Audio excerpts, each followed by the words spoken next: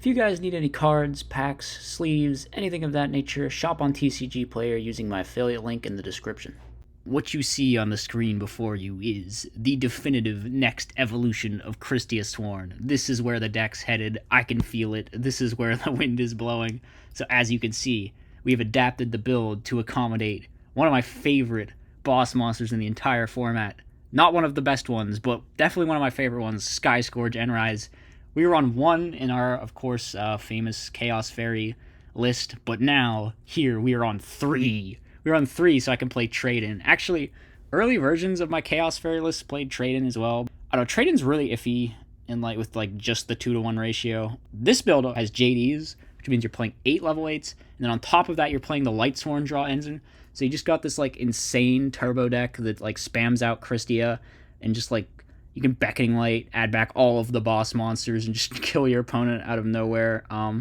Basically, it's kind of like Kristyasworn, but we took out Soul and just played Skyscourge Enrise instead, which there are pros and cons to this, because Soul obviously a little bit easier to summon, and it does the level 8 synchro plays, but of course Enrise by itself is much more of a play than Soul, because Soul is just a 2k dude, and you need the level 2 synchro for it to be doing, or the level 2 tuner for it really to be doing anything impactful at all, whereas if you can summon Enrise at all, it's just dropping Sork, which is an awesome play. 4 Dark Fiends, which I think turned out to be a pretty solid ratio, because you just mill 20 cards in this deck, so there'll always be one if you're at the point where you can drop Enrise with 3 fairies in graveyard. So the 4 are Gorz Trag, of course, Sangan. I think Sangan's underrated in fairies, because it searches the Orange Light and the Honest, which is just the craziest hand traps in the entire format that you naturally play. And of course it is a Dark Fiend. And then the other one is Snipe Hunter. I actually ended up going with this. It lets you set up your grave for stuff if you got if you need to pitch a fairy. It's kind of another Lumina, where you can just pitch things from your hand to set things up.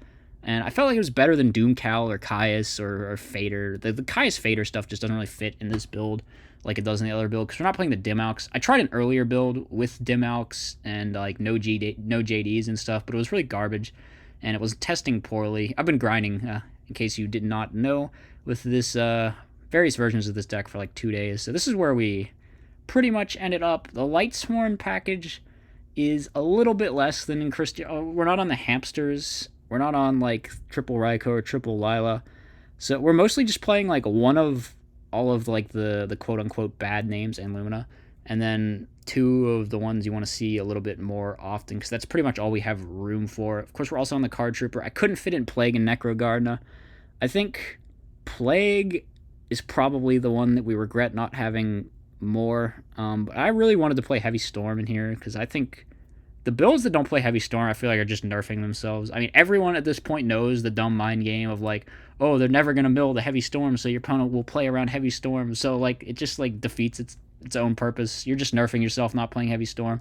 I was on Triple Beckoning earlier, and in the replay that I'm going to show, I actually have Triple Beckoning, but I ended up switching at the last second here, right before I recorded, to 1 call, because I think, based on testing, having the Call of the Haunted is probably better. And then side deck, we got pretty standard stuff. Instead of Decree, I've got Space Typhoon, Cold Wave, Trunade. I think that should be, enough, realistically. I've also on Brain Mind. I think these cards are just nuts. Should probably be thrown in there, at least for certain matchups. I can only fit 1 T-King. I think the card's kind of mid, honestly, but it's, decent for what it does. And then the traps, these cards are just insane versus Frogs. This is pretty much all we bring in versus Frogs. Double DD Crow. I play DD Crow and everything, because I don't want to lose to, Exodia or something. Consecrated, very good, of course. It's a light fairy. It stops Blackwing. Cyber Dragon. We all know why we're playing Cyber Dragon, but whatever. That's the deck list. I've explained it for 4 minutes straight now, so I think it's pretty cool. I think it's a lot of fun. It definitely seems like it could be solid. I'm kind of new to playing this style of Christia Sworn deck, so I think I make a lot of little mistakes as well. What's going on my screen here? Holy, we're for 5 minutes in this recording. I just realized that one of the orange lights is limited and the other 2 are semi-limited. What is DB doing to me here? What is happening? Why? Can anyone know what's going on? All right, whatever. Let's just get to the duel. I actually played 3 matches against a viewer this morning, so I decided to use those to showcase the deck, since good player and good deck, of course. Frogs. Frogs obviously a bad matchup, but it is a top tier deck. A bad matchup for him, I should say, because Christia Sworn pretty much counters that deck pretty hard. So here in match number one, I'm going first. I set a Sangan, and as you can see, they're going to go for the Solex Substitute play, which works out fine for me. Actually works out really fine for me because I have the orange light to just stop that crap right away.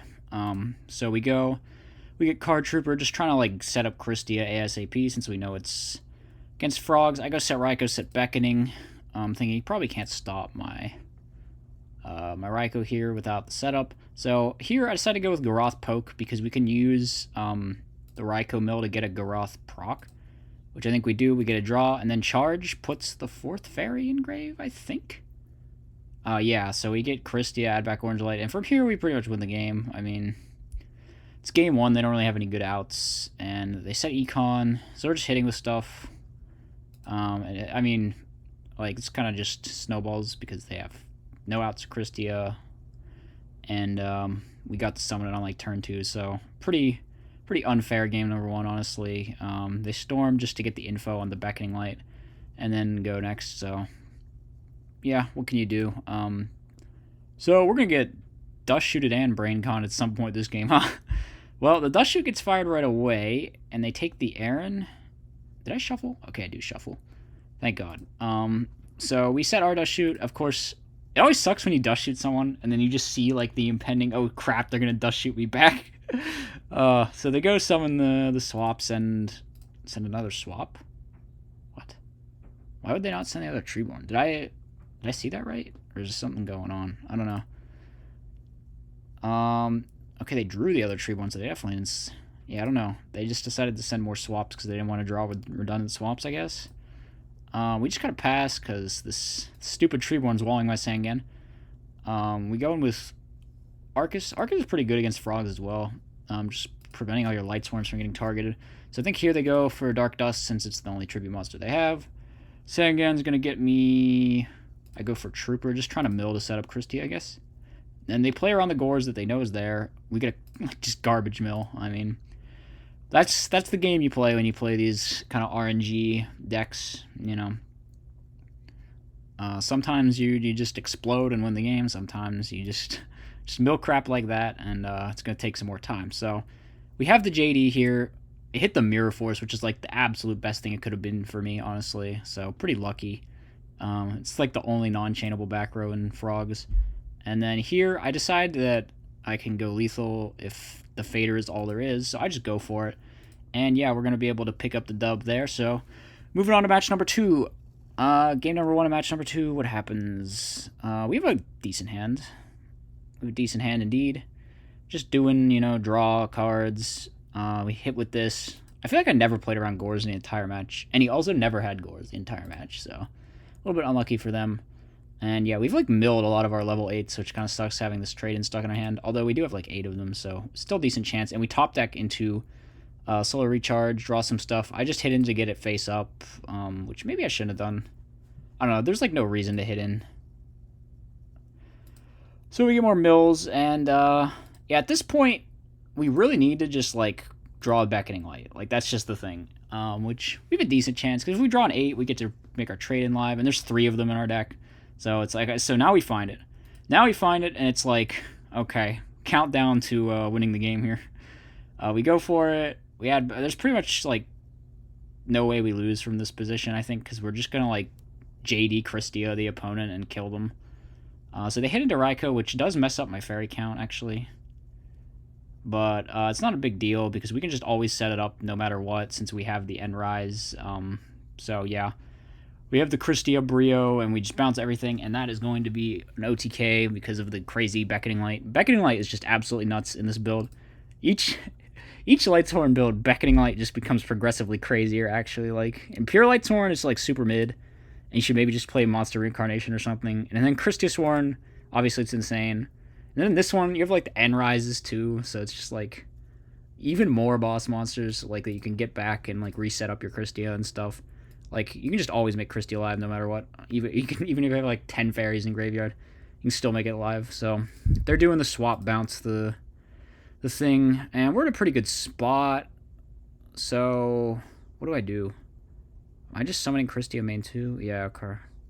I don't know if that was the right play. Maybe I should have just traded with Sangan and gotten like an orange light instead. Because I think I ended up throwing this game somehow, and this was definitely like not the right play. I go for Dust Shoot. Okay.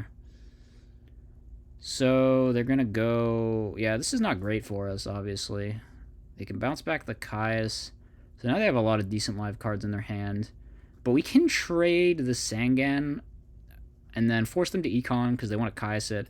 Then I go JD, and I think I searched probably the wrong card here. I couldn't decide what to search. I was thinking about it for a long time, and I ended up just getting an Honest. But yeah, there's like no way I can stop him from outing JD, and I think at this point we're just out of gas because we run out of beckonings or something at some point. So we know he's got the dead sub in hand, so we just need him to not top deck something. But he draws Thestalos, which is actually uniquely garbage for me in that situation. So yeah, I just scoop it up at that point because there's like nothing we can draw at that point to save us.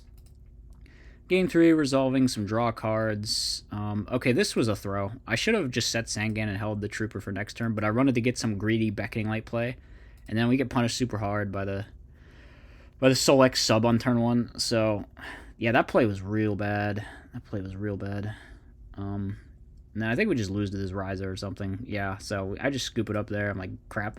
I played that one really wrong. I was kicking myself. So going to match number 3. I definitely shouldn't have lost that match. I think I made a couple dumbass plays in games 2 and 3, but what can you do? You know, sometimes your opponent is just a better player. So I summon Aaron. Yeah, this is a deck I don't have a lot of experience with either. I feel like I played this in like Clash of the Jank, or I just played regular Christia Sworn, and I made so many garbage misplays in that too. So maybe I just need to practice more. It is definitely not simple to play. Like the Lightsworn builds, as they get more complicated, or as they get more like fairy integrate or whatever, they just get definitely more complex. Like, of course, there is the sack luck aspects to it as well, but there's definitely a lot more thinking involved. You can't just like slam all your stuff and get free pluses like in Pure Lightsworn, where you mill Wolf and Necrogarden and stuff and get just like instant +1s for no reason just because you milled good. So here we are going to get Dust Shooted, but our hand is so amazing that it just doesn't matter. They can't take us off Orange Light, so they take us off JD. They maybe should have Fadered here. I feel like they should be using Fader early to dodge damage more, given that when I go for game, I'm just going to be dropping Christia anyway. And I kept milling all of my N-Rises. This is so annoying in these matches. Like, oh, my Spice, man. I just want to summon it, but I just keep milling all of them. I guess I summoned it earlier, but whatever, you know. I don't feel like I've been summoning it enough. So they set Dark Dust Spirit here, and then we hit in, and I think... Do I herald this? Yeah, I do herald this. So we're actually going to lose game 1, it looks like. They go for the hit, and then I'm beckoning back. I get JD, and the Fader's actually going to keep them alive at some point here, I think. Probably? No, actually, I don't even think they need to use it. I get super lucky.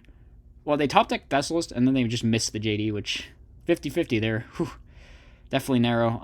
And then at this point, I have to JD, but they just have multiple Monarchs, so they're going to screw me over with the Caius, and we didn't draw, even if he didn't have this Fader, we didn't draw anything we could kill him with, so I don't know what my next top deck was. It was some stuff. So we end up losing game number 1 there. So game number 2 of match 3 run. So I've been forgetting Decided Torrential, I think, this entire time. It didn't occur to me that I should probably be doing that because that card is insane versus Frogs, and also they probably take out the Spell Trap removal in this matchup as well. So I bring in the Torrential. Actually, I don't think it does anything this game, if I'm remembering correctly. So I just decide to run out the Lumina to try to mill, even though it's technically dead now. So we end up milling some cards. And then they go for the Ryza, and I think I just let it through. I'm just like, yeah, not torrentialing that. I'm just going to set Raikou and then Torrential, which they don't end up doing because they don't end up monarching me because they don't have a Monarch in their hand. They have a bunch of things that aren't Monarchs. So, yeah, I get some mills. Our grave is basically fully set up at this point. We go for the Aaron, put back the dupe. I think I, like, forgot that they didn't have swap access or something. Otherwise, I'd have put back that Treeborn. So, yeah, that was probably dumb. But it's not going to matter. We have Christia alive, I think. So, it's just going to be JD, Christia, add back Honest Attack for 6,900. And, yeah, that's just... what can you do as a Frog player when that happens to you? Game number 3. So our starting hand's decent. We don't have any draw cards. We got a charge, and we got an orange light, and we've got a Christia, so, I mean, we're pretty much chilling here. They go set. I decide we hit the frog because the back row are mostly chainable nonsense. I guess, I don't know. I haven't actually seen T-Roar yet. I think they're just on, like, triple fader or something. So I guess it's either mirror or, like, econ. That's the only back row I've actually seen. I just go for it with the Lila, and it's good thing I didn't get greedy and try to attack first, because these mills are actually pretty important. Sets up another Lightsworn and another fairy. So now we just need like orange light, and we are at 4 fairies here. I go for Brio Christia so that I can bounce back my own Brio in main 2 and just like be sure that I can drop Christia, go for game next turn, and not have to worry about any Solex like BS outing my win con here. So I set the Torrential, and actually the Torrential once again does nothing because we're just in a position where we can't lose. So we go Lumina, bring that back, kill that, summon Christia again, and it is just game over from there. So those were the matches. Mainly just a lot of Kristyasworn going on, honestly. I swear in the other games I've played I summoned Enrise a lot more, but I don't know. Those were like in a proto version of the list and stuff, and I think this version is a lot better. Definitely want the JDs with the trade-ins. I think 6 trade-in targets is not nearly enough, and I wasn't on the JDs before as well.